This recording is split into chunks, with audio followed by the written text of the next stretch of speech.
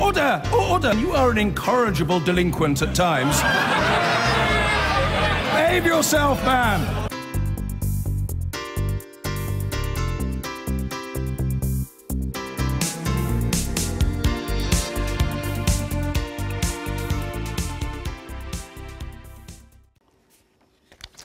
Now, the British economy grew by just 0.3% between April and June. That's according to the Office for National Statistics. The growth was driven by good retail figures and a booming film industry. But this is the economy's weakest six-month period for 5 years. Our business correspondent, Simon Gompertz, has the story. Everything we make, all our building, all the services provided, the total is still going up, but at a much reduced pace. Construction had the toughest 3 months. So what's going on here? So obviously all the truss roofs... This Buckinghamshire house building firm says higher prices and uncertainty about Brexit are making customers put off decisions.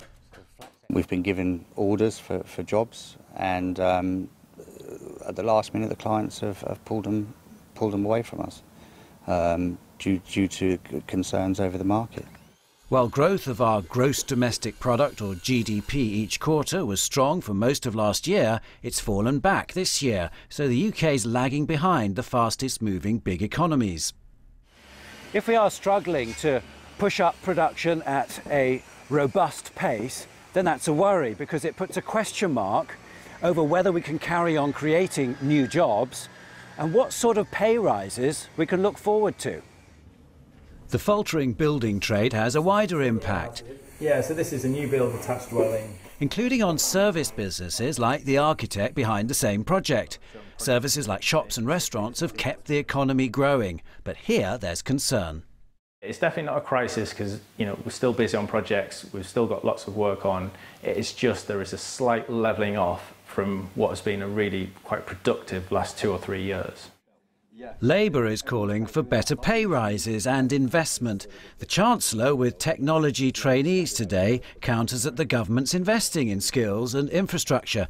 But he adds that promising a Brexit transition period would kickstart the economy. The transition period, an interim structure with the European Union, would give businesses and consumers that degree of certainty, and I think that would be a way of strengthening economic growth later in the year and into next year. One bright spot is a jump in film production, like the upcoming Star Wars, partly filmed in the UK. So far this year, though, the economy isn't turning out to be the blockbuster we'd all like to see. Simon Gompertz, BBC News. The United Kingdom economy grew by 0.3% in the 3 months to June, mainly thanks to the retail and film production sector. But the Office for National Statistics said that there's still a notable slowdown in growth from last year. And economists have warned that it's these underlying trends that really matter. Here's our business editor, Siobhan Kennedy. It's a mixed-up picture for Britain's economy. There was growth in the second quarter, but businesses like this hot chocolate maker in the Chancellor's constituency of Weybridge are still nervous about the future. It's like consistently inconsistent. Is inflation going to go up? No, it's softened. Is the GDP going to grow? No, it's not growing as much. So these big areas are not giving a kind of clear picture of what the future looks like. And for me, that makes me more nervous of making investments. In fact, he's holding off on investments altogether, despite exports to Asia being up and a new contract to sell his premium chocolate beans into the US. We were looking to actually move from hand packing to actually look at getting some equipment in for weighing and filling, and we're actually going to postpone that. And we're looking at a new machine to help with the production, and we're going to postpone that as well, just because it's very uncertain of, do we really need it? And if you don't really need it, you're going to hold off. Between April and June, manufacturing overall shrank by 0.5%, while construction contracted by 0.9%. That was partially offset by the services sector, which grew by 0.5% and makes up just over 3/4 of our economy. From beans to screens. Just down the road at the local cinema, the cafe is filling up for the afternoon's matinee. One bright spot within services was Britain's film industry, which grew strongly thanks to movies like Wonder Woman and Beauty and the Beast, and high street shopping, which picked up because of the warmer weather. But overall, this is a picture of the economy that's bumping along at best. Though the Chancellor, on a visit to IBM in London, was keen to put a positive spin on the numbers today. Well, we've had continuous growth now for 4.5 years. We always knew that this was going to be a year of some uncertainty as we go through the Brexit negotiation process, but we should be proud of our record in creating new jobs. But there's much more we can do. We know from CBI surveys and others that businesses are worried, obviously, about Brexit, what it all means, because they don't know the detail of this transition period that you are now backing and proposing. Can you tell them categorically how long this period will be?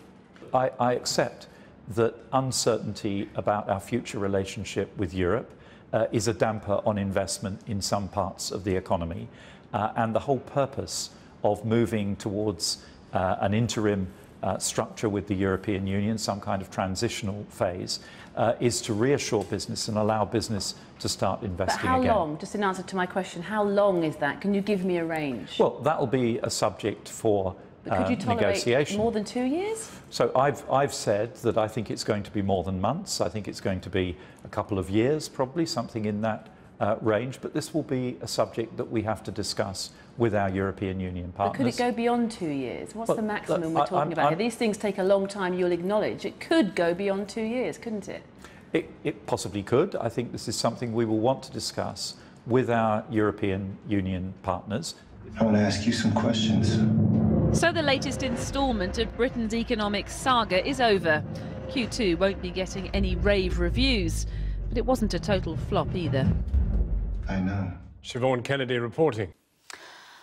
Whatever else today's growth figures tell us about the state of UK PLC, they probably mean interest rates won't be going up anytime soon. Any rise might jeopardise what little growth there is. The official figures show the economy grew by just 0.3% in the second quarter of the year, up slightly from 0.2% for the previous quarter. All the improvement was due to the service sector, which was up 0.5%, driven by retail and the film industry. It was less rosy for the construction sector, that shrank by almost 1%, and for manufacturing, squeezed by 0.5%. The rices and spices East End Foods made their name with don't tend to grow in Birmingham. So this Asian food manufacturer, one of Britain's biggest, is naturally a net importer of ingredients. The weak pound has made those more expensive, and now the uncertainty around Brexit means East End Foods, like many businesses, are delaying their investment decisions. Because you don't know what the actual landscape will be in the longer term, it becomes uncertain as to what capital expenditure you can put back into your business, how you're going to reinvest your profits to grow and flourish. And then obviously, in addition to that, you've got the export trade deals, tariffs, barriers to trade. Until businesses know what post-Brexit tariffs they'll eventually face, they may hold on to their money and GDP growth could remain sluggish. So the Chancellor, Philip Hammond, wants a transitional deal to smooth the way, and even told News at 10 he thinks negotiations on it could start this year.